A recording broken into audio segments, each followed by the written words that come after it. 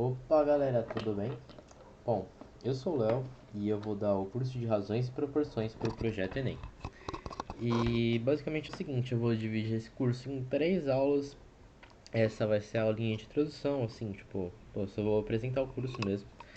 Depois, na próxima aula, eu vou falar sobre exercícios e na outra teórica. Bom, basicamente é o seguinte, se você tiver com dificuldade na matéria, tudo, vai para aula teórica, vê a explicaçãozinha, pá, entende como foi, como que é para fazer, depois vai pro exercício. Se você já manja bastante assim, só tá treinando pro ENEM, manda exercício, ou tem pouco tempo, né? Já manda exercício, vê como faz, e é isso. Bom, agora eu vou falar um pouco do pro cronograma, que a gente vai aprender um pouco no curso. A gente vai aprender razões de suas aplicações, proporções de suas aplicações, números diretamente e inversamente proporcionais, regra de três e desafio do Enem para vocês aí, certo, rapaziada? As questões eu peguei algumas da UBMAP, outras do Enem, para trabalhar bastante assim, né? É, o que você pode acabar encontrando pela frente. E é isso aí, gente. Muito obrigado. Bom, vamos começar aqui agora com os exercícios, né? É, o primeiro exercício que a gente tem é escala. É bem fácil, né? Mas vamos ler para vocês primeiro. Uma empresa de comunicação tem a tarefa de elaborar um material de publicitário de um estaleiro para divulgar um novo navio equipado com um guindaste de 15 metros de altura e uma esteira de 90 metros de comprimento. No desenho desse navio, a representação do guindaste deve ser a altura de meio centímetro e 1 centímetro, enquanto a esteira deve apresentar um comprimento superior a 4 centímetros. Todo o desenho deverá ser feito em uma escala de 1 para x. Sabendo que a escala é a razão e a medida do desenho e a medida da realidade, temos que... Bom, galera, basicamente a gente vai fazer uma regrinha de 3 aqui, né? A gente tem 15 metros de comprimento que vai do guindaste. E o guindaste ele pode ter entre meio centímetro e 1 centímetro. Bom, sabendo disso, a gente também tem a esteira que é 90 metros e ela tem que ser superior a 4 centímetros. Bom, vamos fazer as contas então. De quinze metros para meio centímetro, que é o mínimo, e 15 metros para 1 centímetro, que é o máximo, certo? Bom, guindaste a gente tem faz um está para x, assim como meio centímetro está para 1500 centímetros, que no caso são a mesma coisa que 15 metros. Fazendo isso, a gente tem que o guindaste ele tem 3000 centímetros, né? Ele pode ter 3.000 centímetros, né? A escala de 3000. Ou ele pode ter 1500, né? Uma escala de é, 1 centímetro para 1500 centímetros. E agora a gente falando para esteira, a gente tem, fazendo a regrinha de 3 ali, né? A gente tem que a esteira seria 2250 centímetros, certo? E a alternativa que melhor representa isso é como a esteira ela tem que ter no mínimo 4 centímetros, né? Superior a 4 centímetros. A gente pega a esteira como base e depois a gente coloca o valor máximo como do guindaste, né? O último do guindaste. Então o x estará entre 2250 e 3000, alternativa E. Bom, vamos passar agora para o próximo. Próximo, nele eu tirei da UBMAP. Eu achei interessante por causa das unidades que a gente converte, né? É bastante interessante. Bom, mas vou ligar aqui para vocês. Em uma salina de 1 metro cúbico de água salgada, são retirados 40 decímetros cúbicos de sal. Considerando essa ração mantida para 2 metros cúbicos de sal, quantos metros cúbicos de água serão necessários? Bom, galera, primeira coisa que a gente tem que lembrar é que decímetro é igual a 10 elevado a menos 1. Bom, tendo isso em vista, é só a gente... Como aqui é metros cúbicos, olha, isso daqui pode matar, hein? Metro cúbico aqui e decímetro. Você tem que lembrar de levar o que tiver aqui a 3, né? A unidade que tiver aqui a 3 também, né? Então vamos lá. Decímetro cúbico, né? Decímetro cúbico a gente leva o decímetro ao cubo. Então, vamos lá, 10 a menos 3, pá, 0,04 metros, né? Bom, então 0,04 metros cúbicos de sal estão para 1 metro cúbico de água. assim como 2 metros cúbicos de sal estão para X metros cúbicos de água. É... Bom, fazendo a continha, regrinha de 3 aqui, suave. Aqui é bom a gente deixar assim, que é só passar para cima, pá, pá, pá. 200 dividido por 4, 50 metros cúbicos. Boa. Agora vamos para densidade. Bom, esse exercício aqui eu tirei do Enem. É, inclusive eu fiz no ano que eu prestei a prova. Mas vamos lá. As moedas despertam o interesse de colecionadores numistas e investidores há bastante tempo. Uma moeda de 100% cobre circulante no período do Brasil-Colônia pode ser bastante valiosa. O elevado valor gera a necessidade da realização de testes que validem a procedência dessa moeda, bem como a veracidade de sua composição. Sabendo que a densidade do cobre metálico é próxima de 9 gramas centímetro cúbico, o investidor negocia a aquisição de um lote de 4 moedas, A, B, C e D, fabricados supostamente de 100% cobre, massas 26 gramas, 27 gramas, 10 gramas e 36 gramas, respectivamente. Com o objetivo de testar a densidade das moedas, foi realizado um procedimento em que elas foram sequencialmente inseridas em uma proveta contendo 5 ml de água conforme esquematizado. Bom, galera, é... sabendo a gente nesse experimento aqui, a gente vai saber qual que vai ser o volume da moeda, né?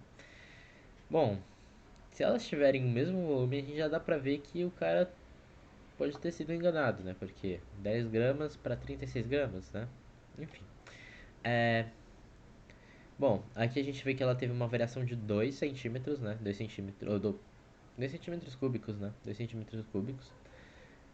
Porque 1 centímetro cúbico é igual a 1 ml, né?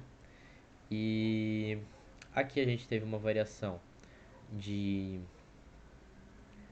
3 centímetros cúbicos, aqui de 2 centímetros cúbicos e aqui de 4 centímetros cúbicos, certo? Na D. Então B, não, é A 2 centímetros cúbicos, B 3, C 2 e D 4. Bom, a gente já vê que não coincide muito, né? Porque se a C variou 2 e ela tem 10 gramas e ela variou 2 e variou 20 e ela tem 26 gramas, a gente vê que tem alguma coisa de errado. Uma tem o dobro da densidade da outra, ou seja, ela tem um peso pela área menor, né? Ou gramas por centímetros cúbicos, né? Quer dizer, área não, volume, né? Bom, aqui tá os dados, né? 2 centímetros cúbicos que a moeda tem, a moeda B tem 3 centímetros cúbicos, a moeda C tem 2 centímetros cúbicos e a moeda D tem 4 centímetros cúbicos. Bom, então, a gente tem a moeda A, ela vale 26 gramas por 2 centímetros cúbicos, ou 13 gramas por centímetro cúbico. A moeda B, ela tem 27 gramas por 3 centímetros cúbicos, ou 9 gramas por centímetro cúbico. A moeda C, 10 gramas por 2 centímetros cúbicos, que vai dar 5 gramas por centímetro cúbico, a densidade dela. E a moeda D, 36 gramas para 4 centímetros cúbicos, ou 9 gramas por centímetro cúbico. Bom, voltando lá, a gente tem que o cobre ele tem 9 gramas por centímetro cúbico. Qual que tem então? 9 gramas por centímetro cúbico, essa é a moeda B e a moeda D. Então, qual que tem a moeda B e D? Alternativa D de dado é a alternativa correta.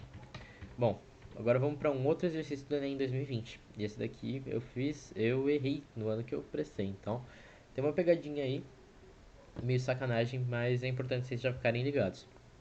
Bom, o motociclista planeja realizar uma viagem cujo destino fica a 500 quilômetros de sua casa. Sua moto consome 5 litros de gasolina para cada 100 quilômetros rodados e o tanque da moto tem capacidade para 22 litros. Pelo mapa, observou que no trajeto da viagem, o último posto disponível para o reabastecimento chama Estrela. Ele fica a 80 quilômetros do seu destino e ele pretende partir com o tanque da moto cheio e planeja fazer somente 2 paradas para reabastecimento, uma na ida e outra na volta, ambos no posto Estrela. No reabastecimento para a viagem de ida, deve considerar também que o combustível é suficiente para deslocar por 200 km do seu destino.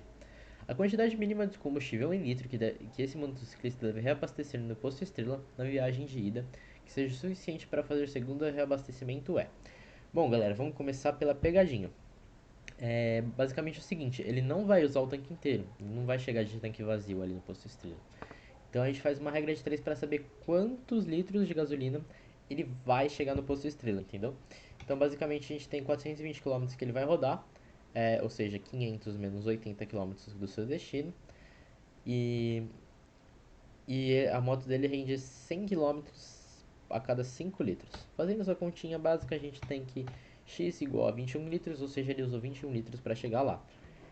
Se ele tava com o tanque cheio, né? Se não tava, não chegou no posto. Enfim, sobrou um litro.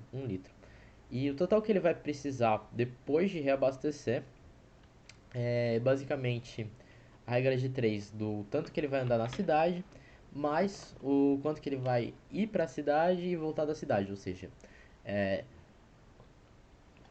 80 quilômetros de ida, 80 quilômetros de volta, mais 200 quilômetros no destino.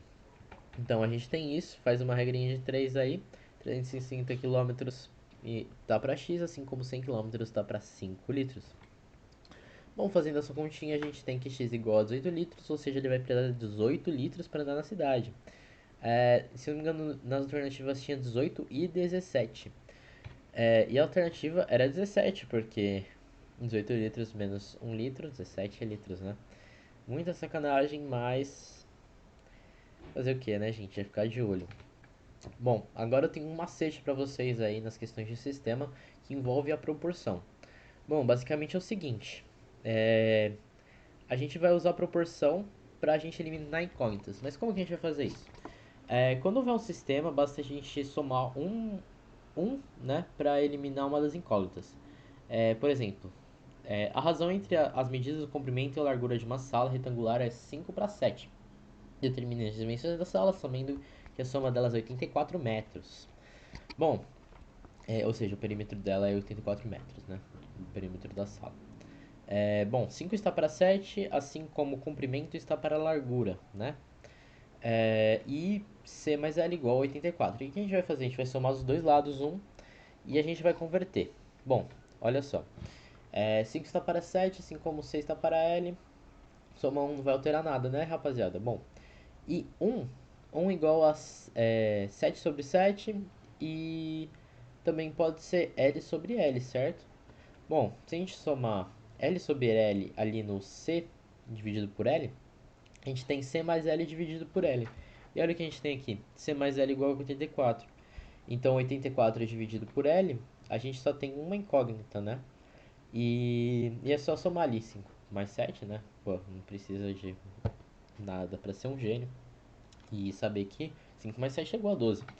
Bom, a gente tem 12 tá para 7, assim como 84 tá para L. E vamos pro sucesso. A gente só tem uma incógnita, L igual a 49.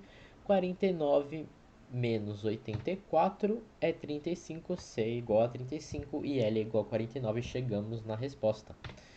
Bom, agora vamos para sequências diretamente proporcionais. As sequências diretamente proporcionais, a gente tem quando a gente basicamente a gente vai igualar o que a gente tiver como uma constante k. Bom, vai ficar mais claro, né, quando eu mostrar, mas é basicamente aquele sisteminha, né, que vai lidar com proporções. A idade, vamos por um exemplo agora, né? A idade de um pai e seus dois filhos são diretamente proporcionais ao número 27, 14 e 11, respectivamente. Se a soma de suas idades é 104, determine a idade de cada um deles. Bom, a gente tem que a soma delas é 104, então P mais F, né? Tipo, pai mais filho 1 mais filho 2 igual a 104. E a gente também tem que o pai ele está para 27 anos, a razão, né? Ele é proporcional a 27. Filho 1 é proporcional a 14 e filho 2 é proporcional a 11, certo? Bom, sabendo disso, a gente pode fazer que igualar tudo isso com uma constante, né? Já que elas são proporcionais, né? Dividindo assim. Então a gente vai falar que P dividido por 27 é igual a K. Filho 1 dividido por 14 igual a K. Filho 2 dividido por 11 igual a K. Sabendo disso, a gente tem que o pai ele tem 27 constantes, o filho 1 tem 14 constantes e o filho 2 11 constantes. Bom, agora é só a gente somar, né? Porque a gente tem valor de P, valor de F, valor de F2. E 27 mais 14 mais 11 é dá 52. 52 dividido por 104 igual a 2. Opa, igual a 2 não. É igual a 2 sim. E a gente tem que o pai é igual a 52, o filho 1 é igual a 28 e o filho 2 é igual a 22. Certo? Bom, agora vamos para sequências inversamente proporcionais. Essa aqui, se não me engano, eu tirei do Enem também. E Daniele resolveu. Vamos por exemplo agora, né? De sequências inversamente proporcionais. Ela resolveu dividir 33 livros entre Ana, Beatriz, Carla em partes inversamente proporcionais de suas faltas à escola durante o mês. Quantos livros cada uma recebeu, sabendo que Ana, Beatriz e Carla, faltou Carla, tiveram uma, duas e três faltas respectivamente? Bom, a gente tem que Ana teve uma falta, duas igual a Beatriz, três C, né? Três Carlas. Bom, mas ela resolveu distribuir inversamente proporcional. Ou seja, a constante ela vai ser inversamente proporcional ao número de faltas, né? Então, a Ana 1 para 1, a Beatriz 1 para 2 e a Carla 1 para 3, igual a constante K. A gente vai ter que a Ana vai receber K, Beatriz meio K e Carla um terço de K. Bom, somando tudo, a gente vai fazer aquela a gente vai fazer aquela multiplicaçãozinha em cruz, né? Fazer a proporção aqui MMC, né, no denominador. E vai chegar nessa relação aqui, 6K mais 3K mais 2K dividido por 6 igual a 33. A gente passa 6 multiplicando 33, passa 11 dividindo, tem que 3 vezes 6 igual a 18, que é igual a K. Aí é só fazer, a Ana vai receber 6, a Beatriz vai receber, opa, 6 não, perdão. A Ana vai receber 18 livros, a Beatriz vai receber 9 livros e a Carla vai receber, opa, 6 livros, né? Porque Beatriz é meio K, né? 18 dividido por 2, 9. E a Carla é 18 dividido por 3, 6. Bom, vamos lá. E agora um desafiozinho da OBMAP que eu peguei aqui pra vocês. É, O Rodrigo ele comprou três cadernos iguais em uma promoção na qual o segundo e o terceiro caderno eram vendidos respectivamente com 20% e 40% de desconto sobre o preço do primeiro. No dia seguinte, terminada a promoção, Gustavo comprou três cadernos iguais aos de Rodrigo, todos sem desconto percentualmente. Quanto Rodrigo pagou ao menos que Gustavo? Bom, galera, essa daqui também é fácil, bem fácil, é basicamente o mesmo esquema da primeira, quase, da última, né? Só que a gente vai resolver um pouquinho diferente. Porque envolve porcentagem, né? Então a gente vai fazer o seguinte, a gente vai descontar o valor do segundo caderno do Rodrigo 20% e o terceiro caderno do Rodrigo 40% de desconto. Ou seja, primeiro caderno 1, né? Então, o primeiro caderno é um preço completo. Segundo caderno sai por 0,8 cadernos, né? Tipo, um, né? Tipo, 80% de um caderno, né? Do preço do caderno. E o terceiro caderno sai por 60% o preço de outro caderno, né? 40% de desconto, 20% de desconto e 0% de desconto. E o Gustavo paga cheio em todas, né? Ele paga C, C e C. Bom, basicamente a gente faz essa relação para descobrir qual que é a diferença. E a diferença é 0,6 cadernos, né? Ele pagou 0,6 cadernos a menos que o Gustavo. E a gente faz uma regrinha de 3 para saber quanto em porcentagem é isso. Se 3 cadernos são 100% do valor, 0,6 cadernos são igual a X% do valor. Bom, é só fazer a regrinha de 3 ali, pá, pá, passa, passa o 6 multiplicando 100 e 0,6 multiplicando 100 e o 3 multiplicando x, a gente tem que 3x igual a 100 vezes 0,6, 60 dividido por 3 igual a 20%, certo, rapaziada? Essa é a resposta. Bom, agora vamos para o desafio Enem. Esse aqui é um pouquinho mais complicadinha porque eles têm muitos dados. Basicamente a regra de 3 composta. Essa aqui você vai ver e você vai falar, puta, mano, tem muito dado, sabe? Você pode acabar ficando confuso, mas o importante é você organizar bem bonitinho, fazer uma tabelinha aqui e pensar assim, pô, como que eu chego no resultado? Ou só ir testando, sabe? Só ir testando e tal. E, e aí você acaba achando, né? Bom, basicamente é o seguinte. Um agricultor, né, vamos por exemplo, né? O agricultor sabe que a colheita e a safra de soja será concluída em 120 dias, caso utilize durante 10 horas por dia 20 máquinas de um modelo antigo que colhem 2 hectares por hora. Com o objetivo de diminuir o tempo de colheita, esse agricultor optou por utilizar máquinas de um novo modelo que operam 12 horas por dia e colhem 4 hectares por hora. Quantas máquinas do novo modelo ele necessita para adquirir para que consiga efetuar a colheita de safras em 100 dias?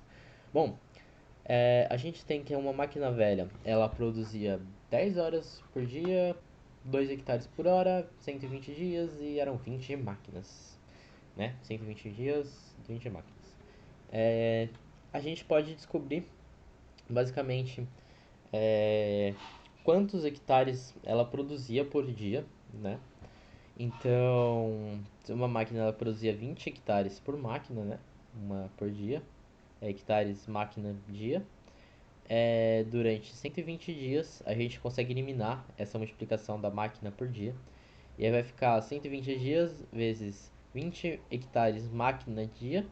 A gente corta dia, e aí vai ficar só 2.400 hectares máquina, né? Que a gente vai ter. E, e aí 20 máquinas, elas produzem 2.400 hectares dia, hectares máquina, vezes máquina. E a gente vai ter que elas produzem 48 mil hectares. Bom, por que eu estou falando desse jeito? É porque geralmente a gente tem questões de dedução de fórmula que basicamente mexe com unidades, então é bom a gente se acostumar um pouco assim, sabe?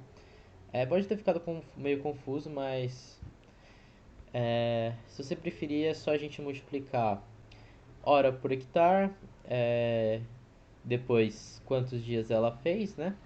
As máquinas fizeram, e depois a quantidade de máquinas que a gente fez nesse período. Bom, agora para achar máquina nova, uma máquina nova ela produz durante 12 horas 4 hectares hora, ela vai produzir 48 hectares dia, durante 100 dias ela vai produzir 4.800 hectares, certo? E aqui eu coloquei errado, gente. Aqui é X máquinas, né? X máquinas, elas produzem 4.800 hectares vezes X igual a 48 mil. Bom, que número que multiplicado por 48 por 4.800 que dá 48 mil? Exatamente 10. Então x igual a 10 máquinas, que é o que a gente precisava.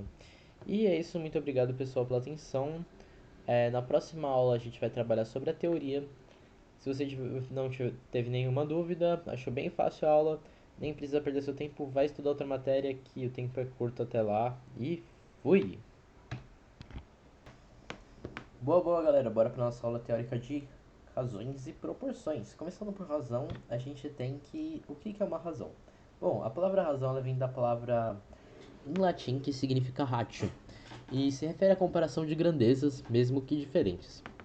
Isso é basicamente um processo de divisão e diretamente ligado a proporções. Então, basicamente, a gente vai comparar duas grandezas. Por exemplo, tipo, a densidade ela é resultado de uma medida de alguma unidade por uma outra unidade, né? É meio óbvio isso, mas enfim, por exemplo, é, gramas por centímetros cúbicos. A gente tem um peso sendo dividido por um volume, certo? Isso vai dar uma densidade. A gente também pode ter pessoas por área. A gente pode ter, sei lá, é, partículas por centímetro quadrado, bactérias por centímetro quadrado, sabe? E é basicamente isso, o processo de densidade, enfim. A gente tem alguns tipos, né, que mais aparecem nas questões. Questões geralmente interdisciplinares com geografia a gente vê escala. Escala é basicamente a gente resolve um exercício lá na aulinha, se você não foi lá ver, veja, não tá muito legal. É, Basicamente é o seguinte, quantos centímetros eles estão a gente vai comparar centímetros, a gente vai comparar grandes iguais nesse caso. É, a gente vai usar, por exemplo, quantos centímetros no mapa estão para centímetros reais, entendeu? Por exemplo, a gente tem 5 centímetros no mapa, que eles estão para 10.000 centímetros reais. Aí é só multiplicar esse valor, né? 5 centímetros para 10.000 centímetros no mapa, né? Reais, né? Para a gente descobrir uma distância. Bom, para densidade, a gente, eu acabei falando um pouquinho no slide anterior, mas basicamente para a gente ter uma ideia aqui, a gente tem, por exemplo, se a gente fosse analisar a densidade de pombos por rua. Aqui é uma ruazona, sabe? A gente tem um pombo por rua, sabe? A densidade de pombos aqui é um pombo por rua. Ou se a gente for, sei lá, em metros quadrados que deve ter aqui, sei lá, 1.000 metros quadrados, talvez 2 quilômetros quadrados, né? Tem um pombo, 2 quilômetros por 2 quilômetros quadrados, ou meio pombo por quilômetro quadrado, né? E aqui a gente tem muitas pessoas, um espacinho, né? Tipo, aqui não deve ter nem 200 metros quadrados, né? Aí a gente faz assim, que deve ter umas 10 pessoas por metro quadrado, talvez. E média. Média, basicamente, a gente usa bastante na física. Por exemplo, uma ideia é da quantidade de distância dividido por uma quantidade de tempo, né? Ou seja, é a média de distância que você se deslocou em um tempo, que é a velocidade média, né? É interessante essa ideia. Bom, agora vamos para proporções. Proporções, elas são basicamente a igualdade entre razões ou frações. Ela é diretamente ligada à razão, já que a razão ela é a divisão, né? Ela é a própria divisão. É a igualdade entre duas razões. Bom, tendo isso em vista, né, gente? A gente pode constatar que é o seguinte: uma proporção ela vai igualar. Ou seja, se a gente quer fazer um bolo e a gente tem uma receita que fala assim, pô, uma xícara de farinha rende duas receitas de bolo. Hum, se uma xícara ela rende duas receitas de bolo, a gente tem uma razão de, de um C, né, uma xícara para 2R, ou duas receitas. Aí a gente só inverter ali, né? 1/2 igual a C sobre R, né? A gente tem uma receita para duas. Opa, uma caneca para duas receitas, né? É uma igualdade entre razões. Algumas propriedades. A gente pode fazer a regra de 3, que eu acabei fazendo aqui mentalmente, né? Que eu expliquei para vocês. E um exemplo prático aqui, acabei pegando numa aula da UBMAP. Uma garrafa de 500 ml de suco concentrado faz 5 litros de suco. Um copo de suco concentrado serve quantos copos de suco diluído? Bom, se 500 ml fazem 5 litros, a gente vai fazer o seguinte, a gente vai pegar 500 ml, vai dividir por 5.000 menos 500, 5, opa, isso, e 500 dividido por 4.500 igual a 1/9, ou seja, um copo concentrado ele é igual a 9 copos diluídos. Bom, uma coisa que você pode ter se confundido é que, por exemplo, um copo, como ele não rendeu, sei lá, 10 copos, sabe? Quer dizer, como que ele não rendeu 10 copos diluídos. Por quê? Porque a gente já tem um copo aqui, entendeu? A gente já tem um copo aqui.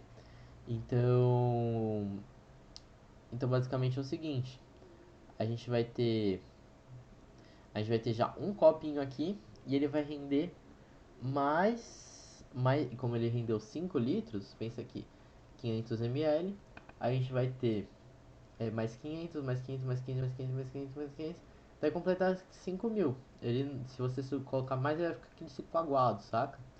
Então basicamente a gente desconta no começo 500 ml e já divide. É uma ideia que pode ter pegadinha, viu, gente? Melhor tomar cuidado se você não sabe, não tinha esse raciocínio. E bora para a próxima, média geométrica. Basicamente, média geométrica é a mesma ideia de razões, né?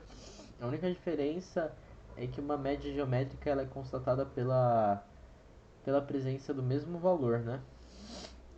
Que nem, por exemplo, um funcionário que ele recebe aumentos sucessivos em seu salário, um de 10% e outro de 30%. Quanto seria o aumento médio deste funcionário? Bom, a gente tem que um salário do funcionário multiplicado por 1,1 vezes 1,3, né? Ou seja, 10% vezes 30%, é igual a o salário desse funcionário multiplicado por dois aumentos sucessivos iguais, que é igual a 1,1 vezes 1,3 igual a ao quadrado, que isso vai dar a raiz de 1,1 vezes 1,3, que é igual a 1,19, ou 19%, 19,6, certo? Bom, a gente vai para números diretamente inversamente proporcionais, que é basicamente regra de 3.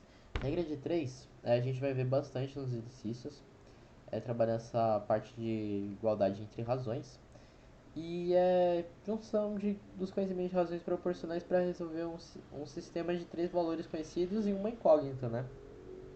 Fiz bastante lá na aula anterior, se você quiser dar uma olhada, vai lá.